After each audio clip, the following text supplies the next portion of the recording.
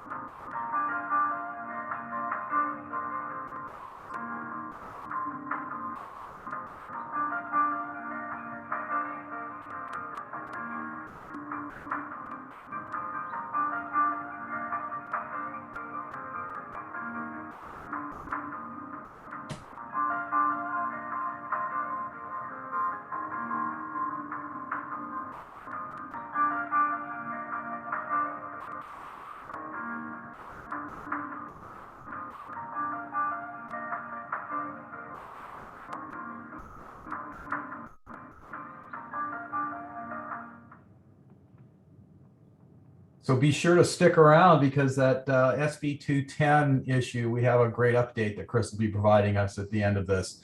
Some important developments that happened just last week, actually. So now onto our panel and moderator. Let me introduce them really quickly. Sherry Jackman, Senior Associate and Environmental Attorney at Greenberg Glusker. She's also, more importantly to me at least, a member of our Coalition for Clean Air Board of Directors.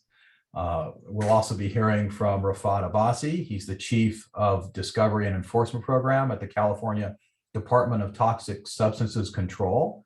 And Brian Bentz, the Senior Vice President, Land Operations at Lennar. They're a housing development company. And Ellie, or Ely, I got it wrong, didn't I? I'm so sorry about that.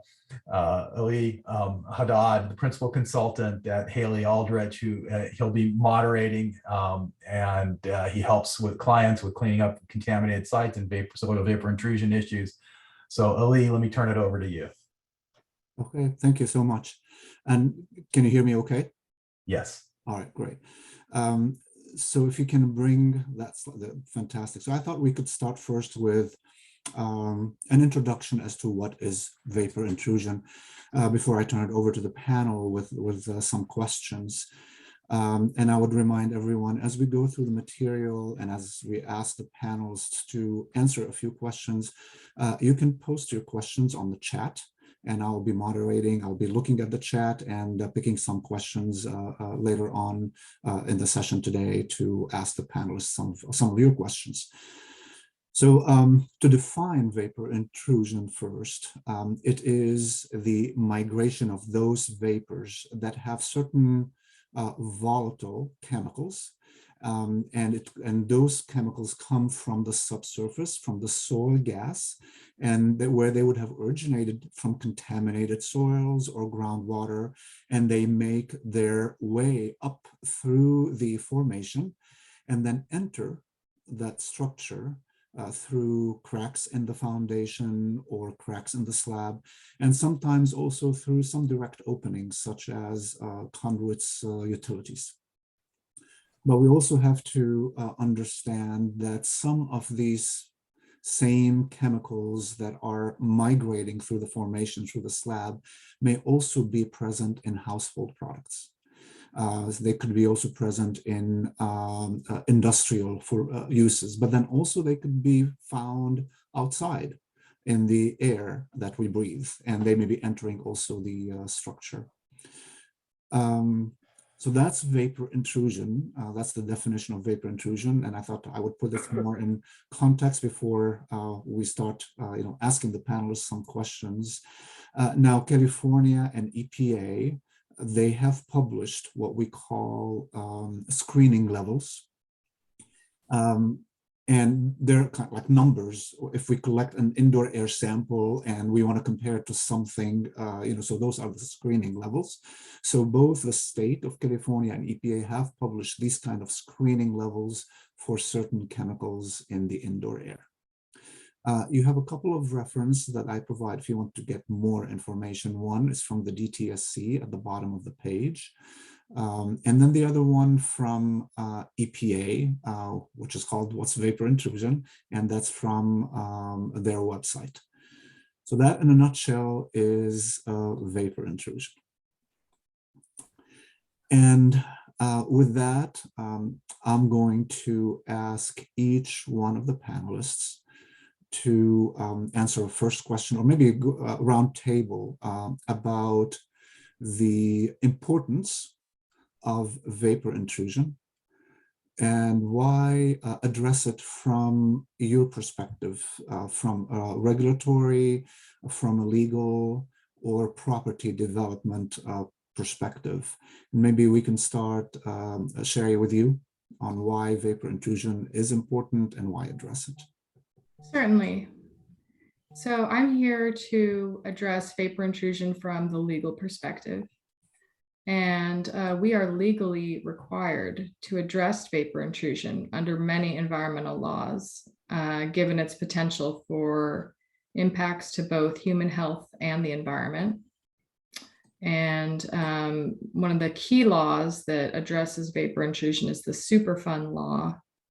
And under that law, the vapor intrusion was added to the list of factors we consider in determining if a site should be listed as a Superfund site. And those are the nation's most environmentally impaired sites. So that criteria is now being considered, which is fairly new. Vapor intrusion can also be considered a nuisance or a trespass under state law, since vapors have migratory potential, and as we discussed, can cause human health or environmental impacts. Vapor intrusion can also result in something we call an imminent and substantial endangerment, which triggers pretty much any citizen's right to sue under certain federal laws. And we haven't seen a lot of it yet, but vapor intrusion can also give rise to Prop 65 and toxic tort lawsuits by individuals who believe they've been exposed to vapors within structures. And finally, I thought I should mention that there are several reporting statutes that require individuals and companies to report environmental contamination if it rises to a certain level. So people who are aware of vapors in structures may, in fact, have reporting obligations as well. And there are legal consequences to failing to report under those statutes. So that's kind of a general overview. And should we turn it to DTSC? Sure, Rafat, go ahead. Yeah, so well, thank you first of all, for inviting me. I'm very privileged to be here. And, I have been, and I don't know, Ellie, if you want me to go through the presentation or that comes later? If that's I'm going to ask you a separate question later. Okay. Okay, so I think the vapor intrusion is actually incredibly significant issues that we have been dealing with for the last 20 or 25 years. Since I became involved in it back in 2000, we knew that there was vapor intrusion, but we did not know a whole lot about it, right? And this has evolved over the last 21 years in terms of analytical testing, how we deal with the migration pathway, how the releases affect the buildings, structures, and potential redevelopment issues. Sometimes we have redevelopment proposal that needs to be dealt with under our voluntary cleanup program, and we're dealing with structure that already exist and or the structure that are proposed in the future. So this presents a significant challenge how to really, evaluate the existing risk, and then how to evaluate the risk in the future for these properties, because we want to make sure that the occupants of the building, the current occupants of the building, and the future occupants of the building are safe. So along those lines, we had developed guidance, 2011 guidance. The department possibly, I believe it was late 2011 that we actually finalized that document. So we have been using that recently. There has been an effort at Cali, PA level, which involves a lot of experts from across the spectrum of agencies to develop supplemental guidance that has been drafted yet. It's not final yet. It's been drafted, but it's not final yet, as far as I know. So that's something that these are the current two guidances that people are kind of interchangeably using. Separately, I was part of the team at DTSC who developed the attenuation factor study. That this is essentially a peer-reviewed document. It's a study that included evaluation of number of sites, study how the chemical migrates through the subsurface, and come up with the methodology to calculate how the contamination attenuates from subsurface into the building. So those are the kinds of effort we are trying to address. It's very, very difficult because there's still technology and understanding of vapor intrusion still not complete, because a lot of it has to do with subsurface, right? Yeah. But also a lot of it has to do with what is above ground, right? So if the building has a heating and ventilation system, that puts another variables in the equation to evaluate that, makes it very difficult to do. So not only do we, as a regulatory agency, we should have some confidence in the subsurface data, but also understand how the above ground condition, the parameters in the building would affect the exposure to the occupants of the building. Yeah, we're still, being a student of the game, we're still learning a lot, but we have few guidelines that we have been using, and I'll happy to share later on. Thank you, Rafat. And just to mention, Rafat mentioned the draft 2020 vapor intrusion guidance. You can find it in that link that I provided in the first slide. It is there. So maybe we want to ask the same question of you, Brian, about why vapor intrusion is important and why address it from your perspective, from the property development lens. Sure, thank you, Eli. For many, many years, as a builder developer and for the other builder developers that are participating on this call, I would say I largely avoided acquisitions and development opportunities that included or contained soil vapor issues or other contamination issues, largely due in part to there were other opportunities available that I understood better and could underwrite my risk better.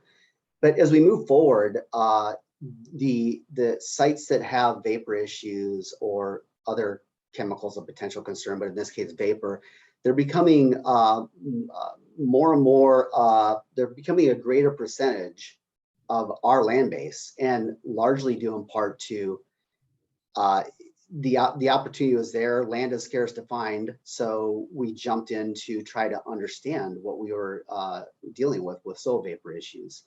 I think that's key. I think if you understand anything from the onset, then you can approach it correctly and you can work through it.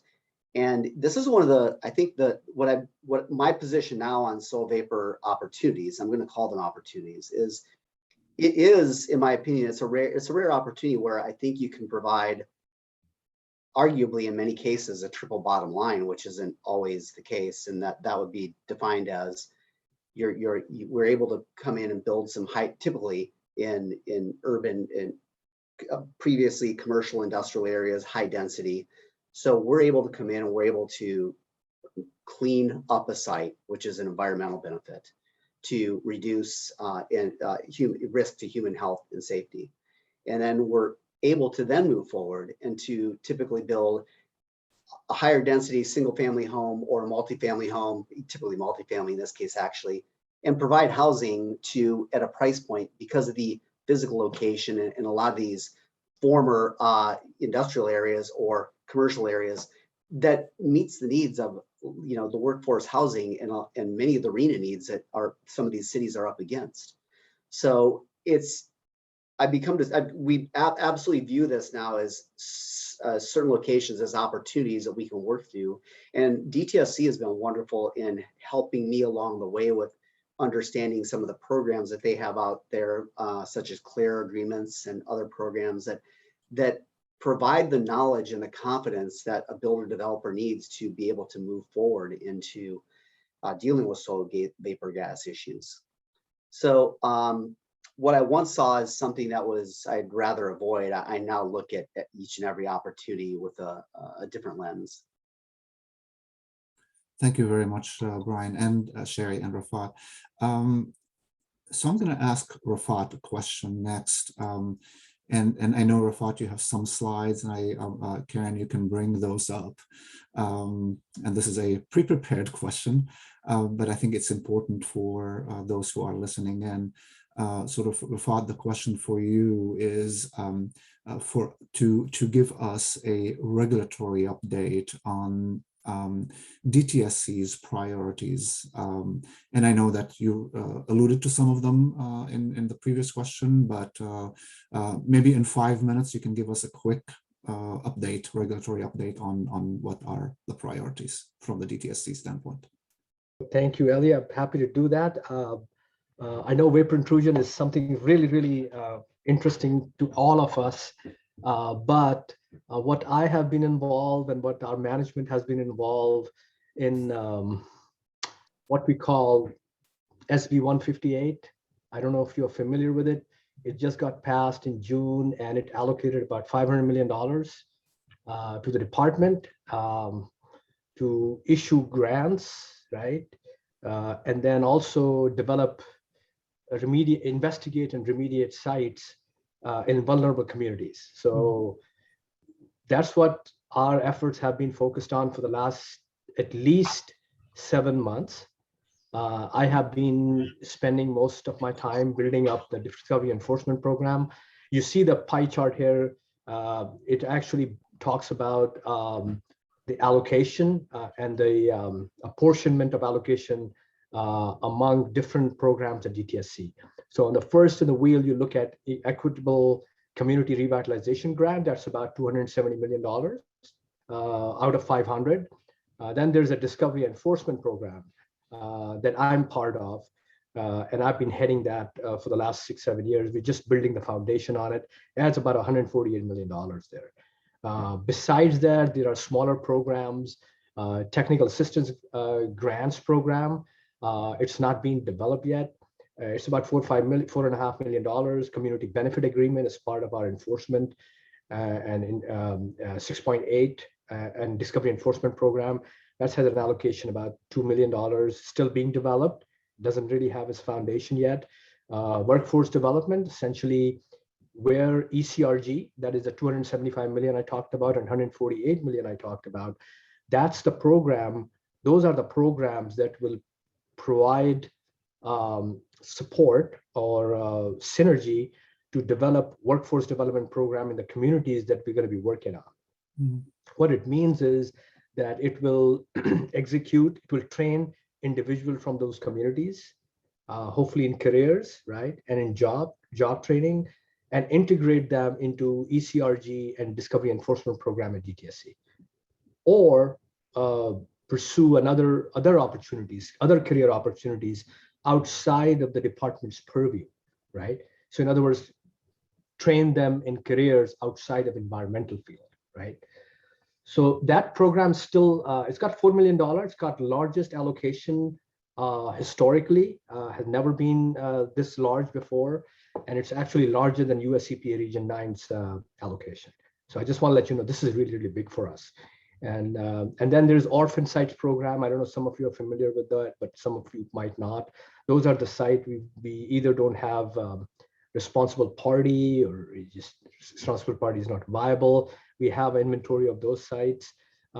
and the legislature, as part of $500 million, allocated about $40 million on those.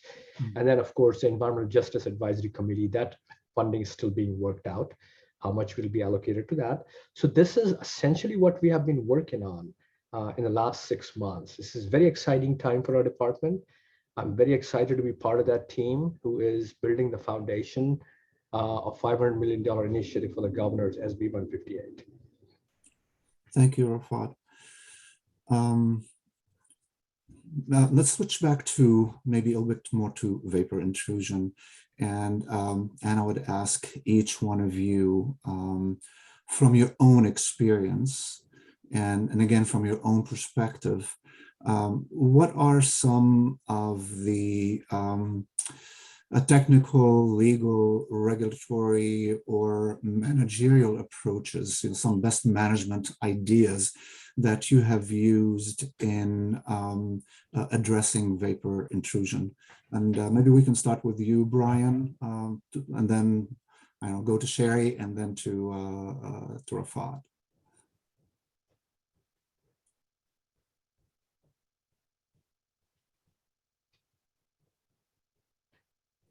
Brian, you are on mute. I'm sorry. Could you just restate that question? What you specifically Sure, absolutely. So the question again is, from your own experience and from where you sit, what are some of the best approaches that you have used, whether it's technical, legal, regulatory, managerial, whatever approaches? What are the best management that you have used to address vapor intrusion? Boy, I think the first and biggest part is the characterization of the extent of the vapor intrusion. And that begins with the technical. And then once you have your basic understanding, you can characterize the extent of your vapor intrusion in terms of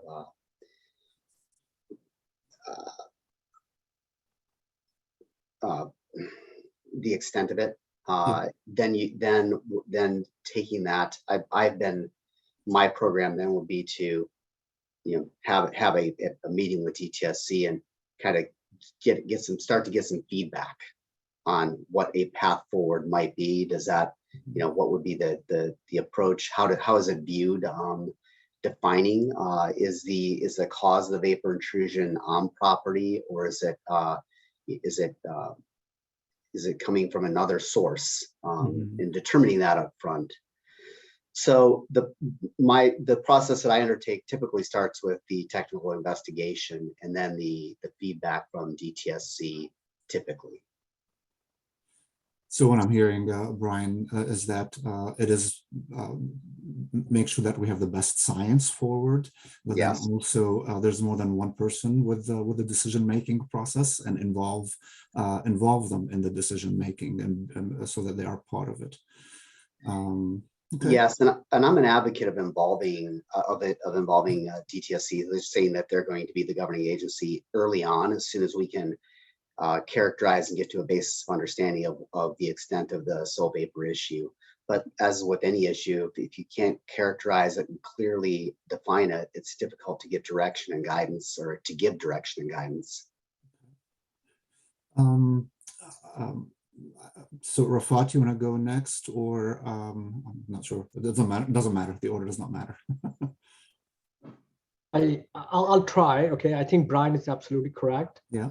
I think the idea of timeline, priorities, project priorities early on, at least I can speak only for my team. We love to get involved in projects where we have a clear objective internally, and also from people like Brian, who come in here and say, Rafat, we have this project, it needs to be developed, we need to break ground, and in certain dates or a certain year, right? And then what we try to do is reverse engineer it, and we say, okay, this is the objective of this project. And most likely, we do it for all the projects, by the way, but I think projects that Brian is probably talking about is our voluntary cleanup program. We are incredibly intentional about that, because we want to make sure, those projects get developed, basically. they break ground at the right time. We realize that time increases the rate of return on the project for developers, Yeah. and for all the entities involved, for the property owners. So we think time is of essence. We need to value time internally within our team, and also make sure that consultants who are involved also recognize that. And of course, the project proponents, if they can identify those objectives, broader objectives early on, my team, I can tell you, if you're working with me, my team is completely dedicated to make sure it happens. So those are a couple of things I've seen that really help us, right? It becomes very, very complicated when there are offsite sources. And then it becomes a problem because we are, as Brian was indicating, the problem becomes a little bit more complicated, but we still have to keep our eyes on the redevelopment proposal and say, okay, how can we make this happen? Keeping in mind there are some other sources out there, and how can we investigate them in a manner that we're able to redevelop the property? It's a challenge, but we faced with it. But we learn every day. We learn from consultants a lot. We learn from project proponents like Brian a lot. They teach us a lot of things that we're not familiar with. Consultant teach us a lot of things that we're not familiar with. So I work as a team. I try to figure out how can we make this happen, and what we don't know, can I leverage it from my team members and say, okay, well, here's something that we can leverage here, right? And make it happen. So I know I'm talking about in generalities. I've got a slideshow that kind of specifically talk about how the decision making happens within our organization, at least. So let me turn it over to Sherry first, if you don't mind. Get her perspective on that. Maybe it's going to be a little bit different from a legal perspective, but let's hear her out first. Well, thank you, Ali, and certainly both Brian and Rafat's points are completely relevant to the legal perspective, because we work very carefully and closely with our consultants and our regulators in formulating our strategy. So the first point is entirely consistent, which is mobilize early, get the right team together. These issues require specialized knowledge, folks who have dealt with this particular problem before, because it is somewhat unique in terms of the way vapors travel and how they act and behave. It's very different from other forms of contamination. And we're always looking at the key questions, which include some of the ones that have already been mentioned. Where is the problem coming from? Is it coming from your site? Is it coming from off-site? Is it coming from some confounding indoor source, like a chemical under the sink that nobody has kind of realized has a volatilization component? Who's responsible? Is it the current tenant? Is it a historic tenant? Someone across the street that's doing industrial operations and spilling substance on the ground? What do the levels dictate? Do they require immediate action because of some of the regulatory thresholds that we're subject to? There are thresholds that require immediate evacuation, for example. Is there an inexpensive solution? There are some really, really interesting technologies that are being designed continuously to address problems created by vapor, including various barriers that are relatively inexpensive. And then, does it require a full cleanup, or can we mitigate? Just kind of depends on the circumstances and what the agency thinks is appropriate. So those are some of the questions that we're thinking about, and we want to think about those very early on and very strategically, because we want, clean up to the maximum extent feasible, using the lowest resources, the best technologies, and the best minds on the problem. And truly some of the best minds are on this call. So one other question that I should mention, because we've spent quite a bit of attention on it this last year, is funding available? Sometimes we are approached by landowners or persons involved with land transactions who are distraught that their land is connected to a vapor intrusion problem and are without resources to address the problem. And we point them to the right funding In the past, the big funding source was the SCAP program, which is administered through the water boards, another agency that also addresses vapor intrusion issues.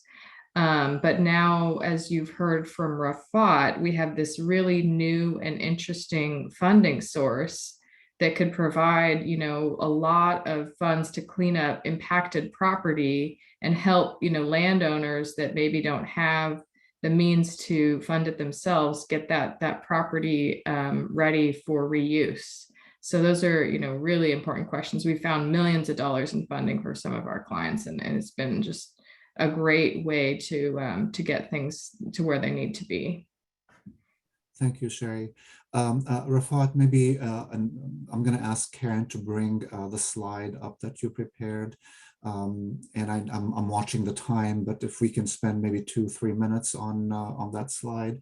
I'm not sure which one it is. Maybe the next one, Karen, if you don't mind. Is it this one?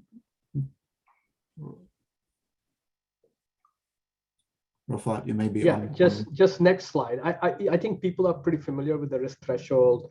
I'll come back to it. I want to go back to quickly what Sherry was talking about. The discovery enforcement program that I'm going to be in charge of is basically focusing on dry cleaning facilities. Sherry, right now, we're going to be addressing active, inactive dry cleaners. We have about 7,500 of them across the state based on the HWTS inventory. So that database already in place. I have that database, and we are prioritizing those sites as this program gets underway. So that's just to kind of really tell you. Yeah, and for everyone's benefit, the dry cleaner sites are some of the key sites that have vapor intrusion issues, right, Rafat? Yes, that's correct. They have, some of them are actually incredibly, they have caused a lot of contamination in the neighborhood, and they're located in the neighborhoods close to your home.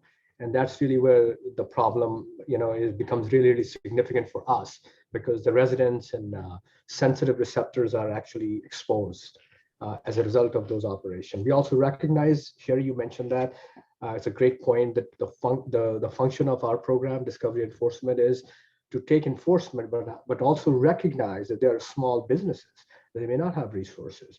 So in which case the department has set up the infrastructure in place right now to evaluate that, and then be able to take the course where the state funding can come into play and clean up those sites.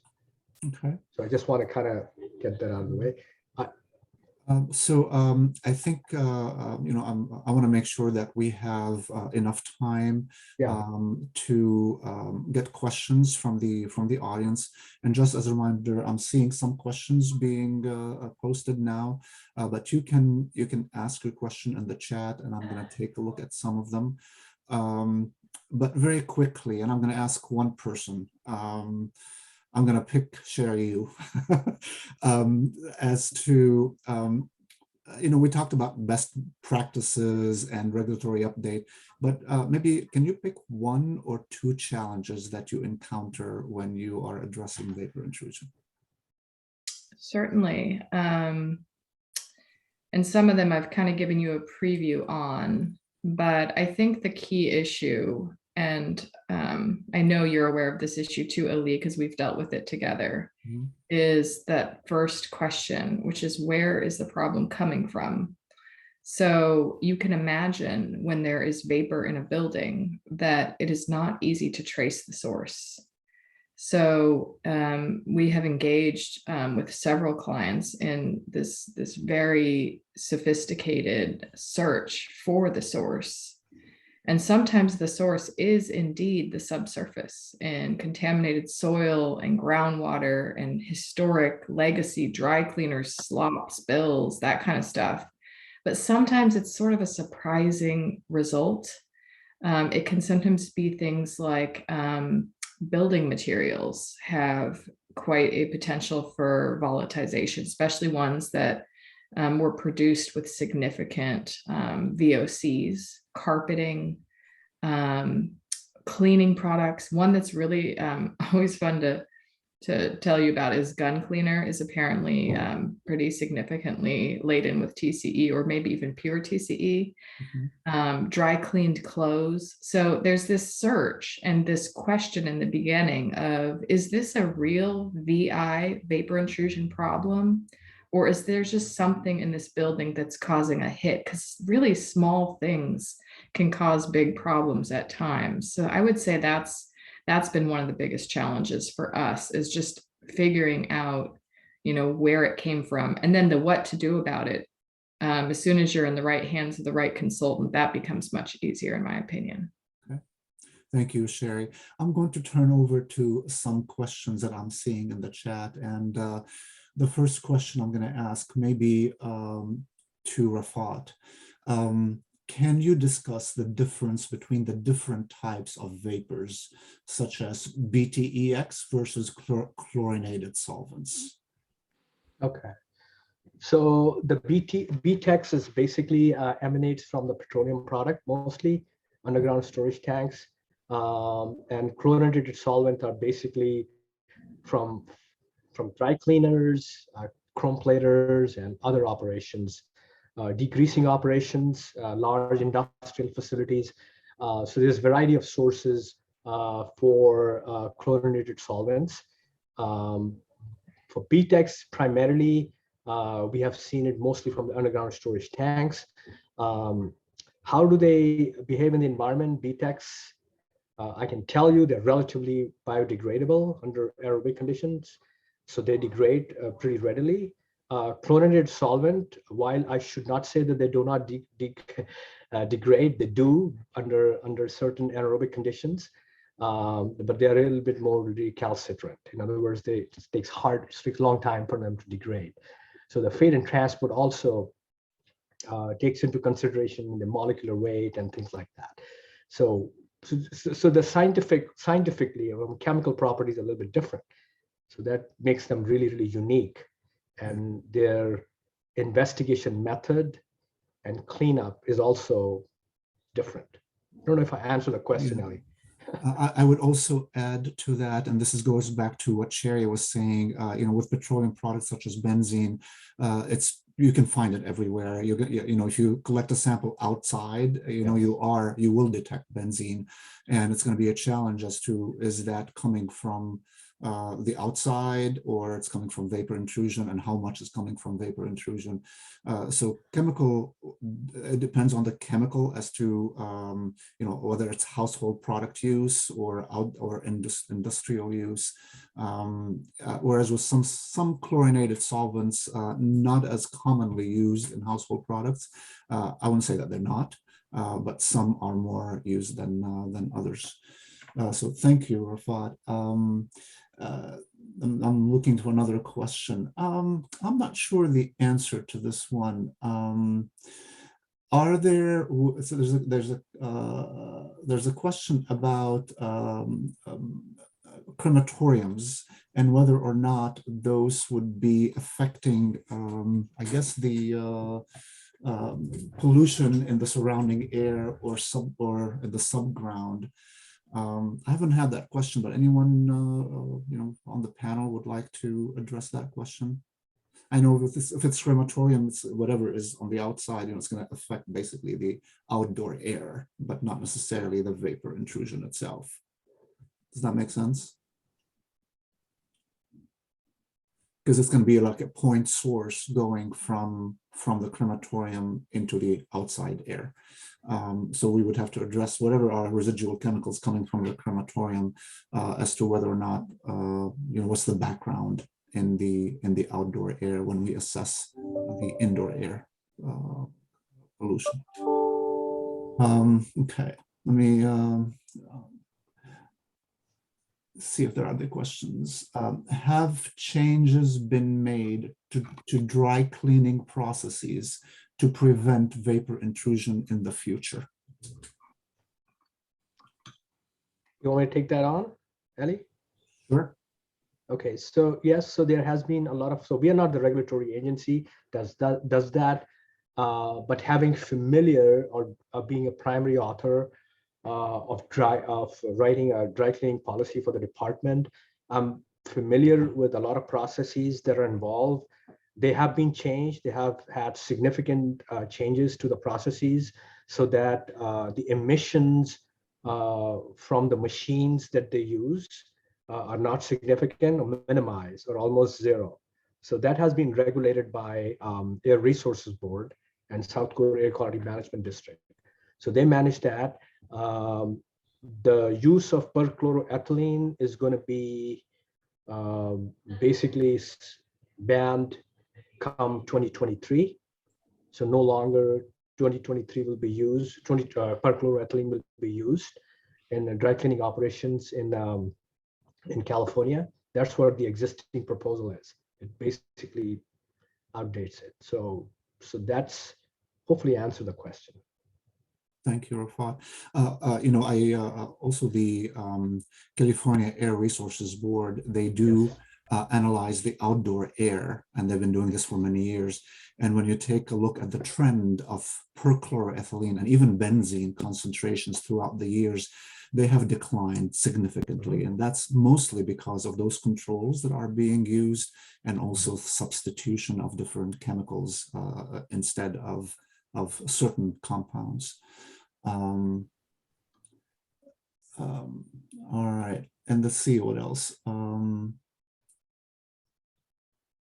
There's an interesting question, Ali, from Joe about what EPA has done on vapor intrusion and how it compares to California. I can take that one on a little bit. Please do. And I'm looking for that question too, so I can. Okay, here it is.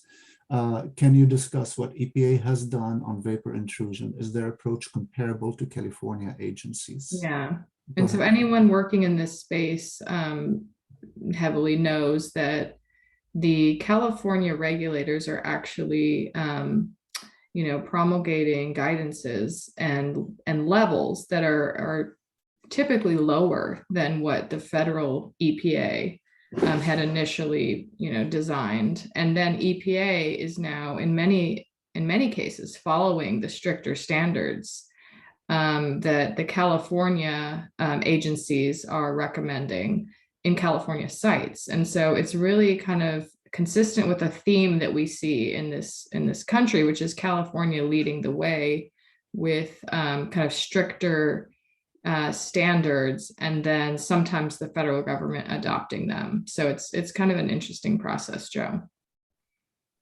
Thank you.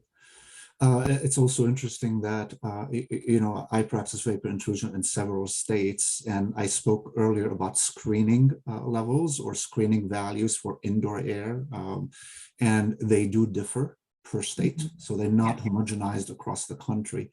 Yes. So that's within California, I think we're reaching more of a homogenized approach, but still numbers could be a little bit different between EPA and the states. Mm-hmm. All right, and with that, thank you so much, Brian, Rafat, and Sherry. This has been wonderful and created a lot of good questions from the group. I'm going to turn it over to the coalition, and I think you are going to show us next an outlook for 2022 and beyond. Yeah, actually, Chris Chavez is going to jump in and talk about some of our accomplishments and priorities. Go ahead, Chris. Yes, my name is Chris Chavez. I'm the Deputy Policy Director for Coalition for Clean Air, and thank you to our presenters and panelists today.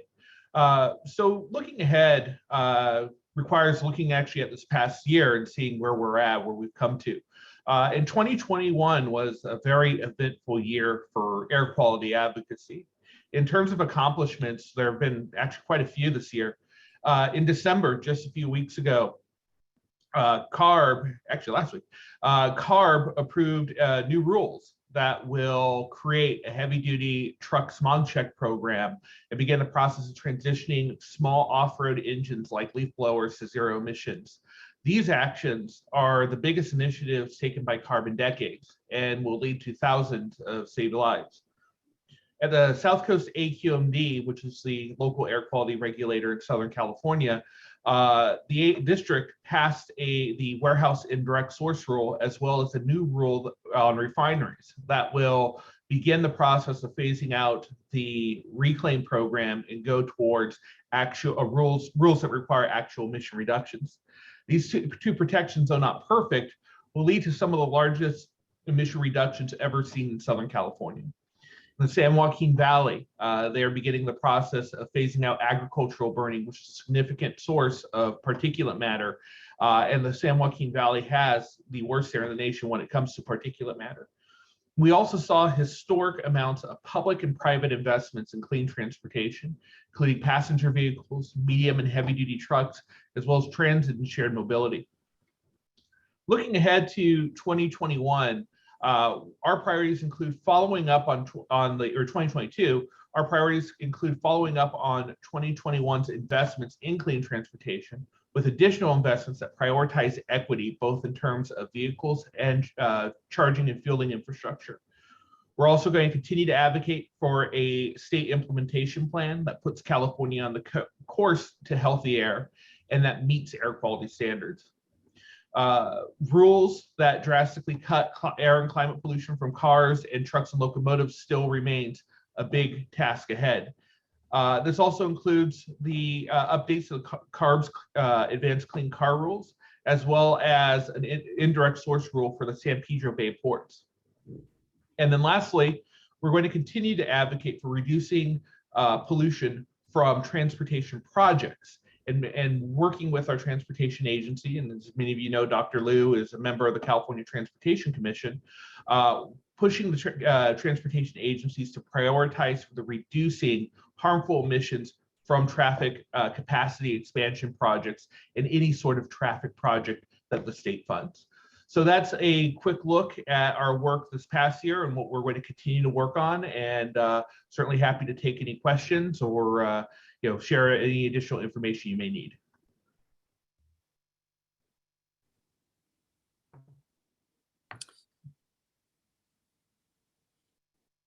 Thanks, Chris. Yeah.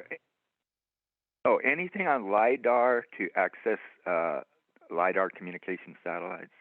Thank you. On the monitoring side, I've heard of the use of it, and certainly South Coast Air Quality Management District is now using LiDAR technology around refineries to try to see vapor emissions. I'm not familiar with the use of it in vapor intrusion scenarios.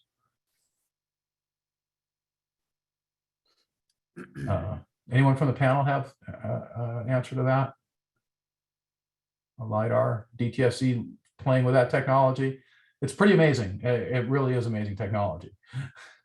I would love to see it. I'm not familiar with it. I'm sorry. Okay, well, we can hook you up with the testing folks at South Coast Air Quality Management District who have done that. Maybe Denny or Deborah, who are here from AQMD, can get in touch with you and let you know who can do that. But they've done some pretty incredible studies using LiDAR based technologies and have actually implemented fence line monitoring around the area refineries to try to detect different contaminants coming off the refineries. But Brian, we wanted to turn it over to you for a minute, right? Yeah. So Rafat, Ellie, Brian, Sherry, thank you guys so much for this really great panel. It's an interesting subject. I think I put in the chat, but if anybody wants to watch any of the previous conversations that we had, they are all on our website. And, I think that this kind of conversation kind of reflects the diversity of the work that we do at the Coalition for Clean Air. And as Chris mentioned, we've got a lot going on. I think sometimes people think that we're bigger than we are. We have 9 people trying to deal with a suite of statewide issues. And a lot of our work is made possible thanks to contributions from, everyday donors. So, right now I saw in the chat, thank you so much for making a contribution, Christy Ubelacker. And, I know Sherry just made one the other day. So if you want to make a contribution today, it's the link is in the chat. And if you just liked the conversation, if you want to see more of these, I'd love it if you just kind of on the bottom right of your Zoom, you've got reactions. Give us a thumbs up or a celebratory thing. Let us know that you enjoy these conversations. Give us that encouragement to keep it going. I see Joe gave me a thumbs up. I hope our speakers liked it. I don't see any thumbs up from our speakers, but I hope that they did enjoy it and are going to find that button before I stop talking. And I'm going to keep talking until I at least get some. All right. So if you really, really liked it, then please make a contribution today at ccair.org/donate. We really do appreciate it. We've got 2 weeks left in the calendar year. Contributions to the Coalition for Clean Air are fully tax deductible. Just thanks. I hope to see all of you in 2022. We're going to have a couple of conversations on automation, which is a big topic, especially around our ports, and sort of alternative fuels and what to do with that, along with sort of a suite of other topics. So please be on the lookout for those. Also, February 23rd, fingers crossed, we will have our legislative reception in Sacramento. Just watch, of course, the state of the world with COVID, but know that we'll be taking all the appropriate cautions. And, I think we'll be following up, right, Karen, with all the information. And thanks again, everybody. Yeah, we'd like to thank everyone for joining us today. Thank you to our sponsor, Greenberg Gluster, and thank you to our staff members who organized and made this happen, Karen Volk-Gardella and Chris Chavez and Brian Sheridan. Their work is absolutely fantastic. We also had Policy Director Bill McGavran join us here today. And as I said earlier, our founding board member, Ralph Perry. I see you, Ralph. How you doing? Happy holidays, Ralph. Good to see you. And longtime supporter Chuck White and others joining us. It was really nice. Board member Krista Ubelacher to go with Sherry Jackman. I thank you, our panelists and moderator, Sherry Jackman, Rafat Abbasi, Brian Benz, and Ali Haddad. We really appreciate this. I told you that the hour was going to go by quickly, as it did. We covered a lot of bases, but this vapor intrusion issue is one that you can't cover in an hour. Obviously, there are much more complicated issues. And Sherry, I probably should introduce you to Cynthia Babich of the Del Amo Action Committee, who's been dealing with, unless you have some kind of conflict on that, she's been dealing with some serious vapor intrusion issues. And I can't believe it's 5,000-year remedy. Cynthia, I thought it was a 500-year remedy. Either way, it's absolutely ridiculous. The Environmental Protection Agency wants her community to live on top of contaminated soil and groundwater for the next 5,000 years as they clean it up from 2 Superfund sites that are in her community. It's quite the story and something you don't ever want to come up against. But thanks for joining us, Cynthia, a longtime friend and ally, someone we've worked with forever. I see Ross Sellen here, another friend and ally who's a board consultant for South Coast AQMD governing board member. Why am I blanking on Gideon's name? Gideon Krakoff, who also works on these issues and is a wonderful CEQA attorney. So anyway, thanks for joining us, Ross, and everyone else. May you have wonderful holidays. Thank you for attending. May every breath you take be a breath of clean air. And until next time, please join us again for our next clean air conversation. And if you can, make it to Sacramento on February 23rd for our Toast to Clearing the Air. It'll be fun. And you can have a glass of wine with Chuck White. Thank you. Bye. Bye, everyone. Thank you very much.